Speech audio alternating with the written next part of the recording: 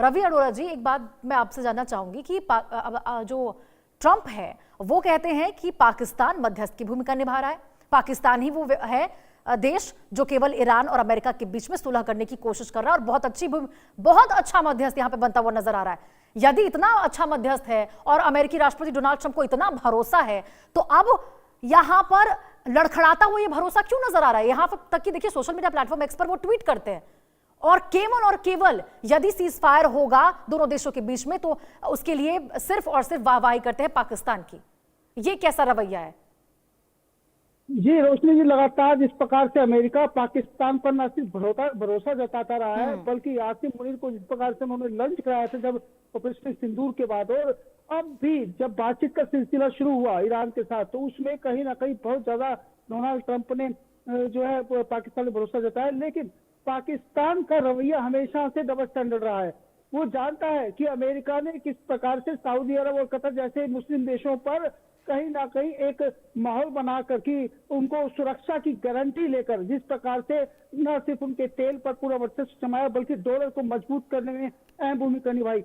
ऐसे में लेकिन सुरक्षा नहीं दे पाए, क्योंकि जब इजराइल ने हमले किए तो उसके बाद कहीं ना कहीं वो यह तय हो गया था कि कहीं ना कहीं यह जो जंग है जिस प्रकार से आगे बढ़ी, और अब ईरान और जो मिडिल ईस्ट के देशों में जो जंग चल रही है, जिस प्रकार से हमले किए जा रहे हैं ईरान की तरफ से, तो मतलब साफ है कि पाकिस्तान इसमें अपना जो है बेनिफिट देखते हुए न सिर्फ मिडिल ईस्ट के देशों पर, क्योंकि जो पाकिस्तान है इसके पास परमाणु बम है, तो ऐसे में ये सुरक्षा की गारंटी देकर तुर्की, कतर और सऊदी अरब जैसे देशों को एकजुट कर रहा है। खासकर सऊदी अरब और पाकिस्तान के जो वजीर आजम है उनमें बहुत अच्छा दोस्ताना रिश्ता है।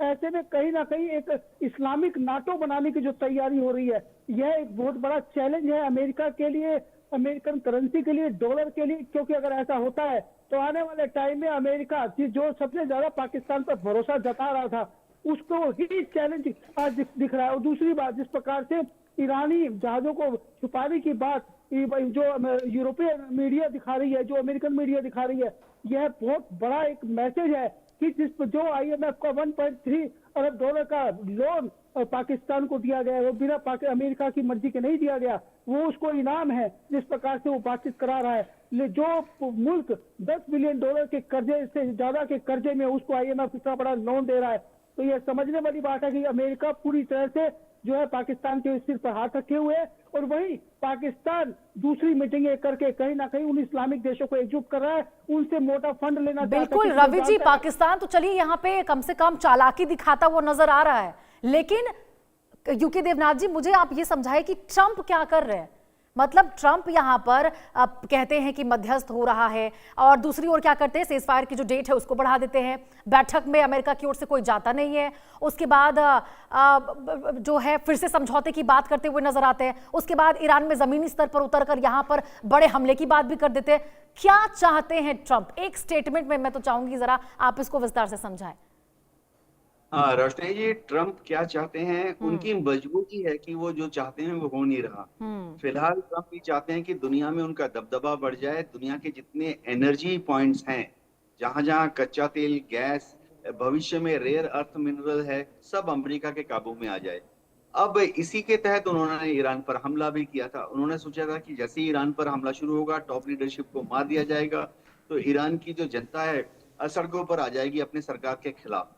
जैसा कि अमेरिका ने देखा था ईरान में हुआ था 28 दिसंबर के बाद।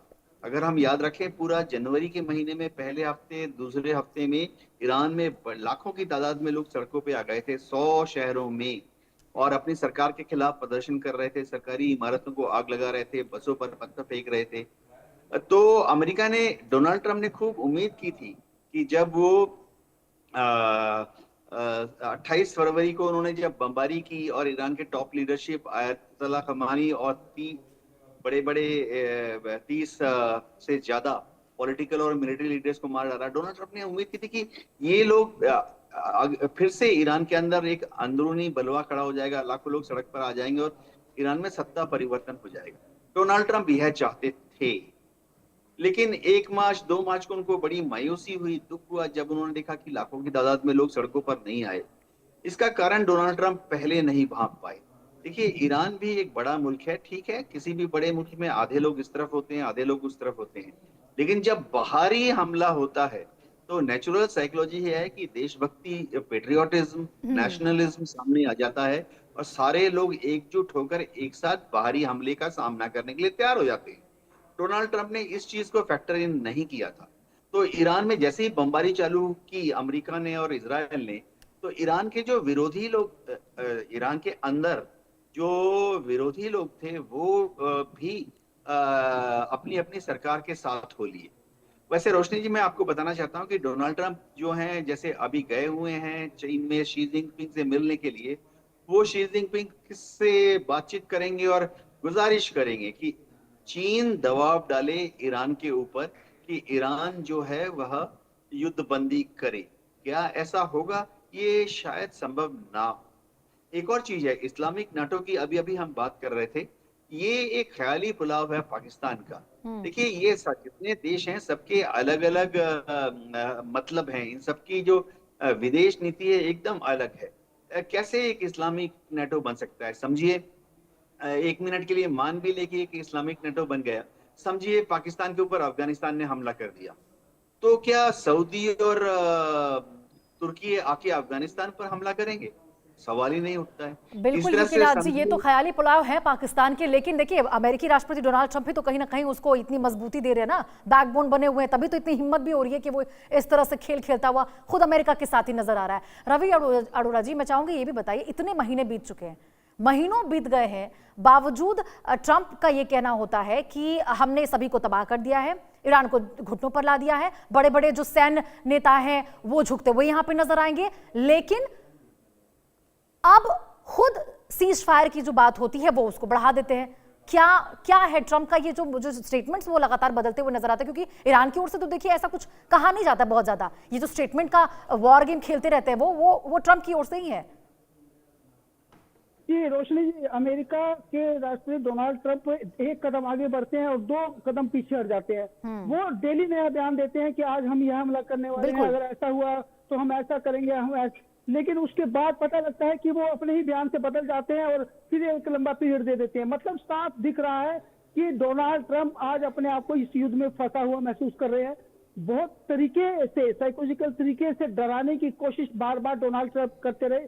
हर रोज कुछ नया पैसा फेंकने की कोशिश करते हैं, लेकिन वो फेल नजर हो जाता है, क्योंकि उनको अब लग रहा है कि वो एक गलत जंग में फंस चुके हैं और इसमें वो बैकफुट पर भी नहीं जा सकते और आगे भी नहीं बढ़ सकते। अगर आगे बढ़ते हैं तो भी तीसरे विश्व युद्ध का अंदाजा लगाया जा सकता है, कहीं ना कहीं कई बड़े मुल्क इसमें कूद पड़ेंगे। और अगर पीछे हटते हैं तो भी अमेरिका की किरकिरी होना तय है। मतलब एक आज बहुत बुरी हालत में अमेरिका फंस चुका है और अब जिस प्रकार से स्टेट ऑफ हार्मुज पर ही कब्जा नहीं किया ईरान ने। बिल्कुल रवि अरोड़ा जी, आप सही बोल रहे हैं कि ये बहुत बुरी स्थिति में पहुंच चुके हैं ट्रंप, लेकिन फिर भी अपने आप को यहाँ पर विजेता घोषित करते हुए नजर आ रहा है, क्योंकि ईरान तो यहाँ पर झुकता हुआ किसी भी कीमत पर नजर नहीं आ रहा, जिस प्रकार से अपनी वो शर्तें रखता हुआ यहाँ दिखाई दे रहा है। बहुत बहुत शुक्रिया रवि अरोड़ा जी, देवनाथ जी, आप दोनों का हमारे साथ इस खास बातचीत में जुड़े रहने के लिए। चलिए खबरों में